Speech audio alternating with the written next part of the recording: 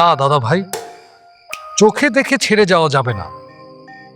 বামুন বৈষ্ণবের প্রাণ নেওয়ার শোধ আমি দেব। কি করে শোধ দেবে নয়নদা? এক বেটাকেও কি ধরতে পারবো না? তখন দুজন মিলে তারেও ঠেঙিয়ে মারবো। ঠেঙিয়ে মারার আনন্দে আমি প্রায় আত্মহারা হয়ে উঠলাম। একটা নতুন ধরনের খেলার মতো।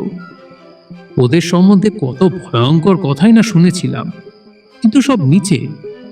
নয়নদা যেতে দিলে না, নইলে আমি তেড়ে গিয়ে নিশ্চয়ই একটাকে ধরে ফেলতে পারতাম। নয়নদা, তুমি বেশ করে এক বেটাকে ধরে থেকো, আমি একাই ছিনিয়ে মারবো।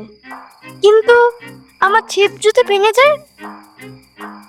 ছিপের ঘায়ে মরবে না দাদা। এই এই এই লাঠিটা নাও, গরু নিয়ে এইখানে একটু দাঁড়াও দাদা ভাই।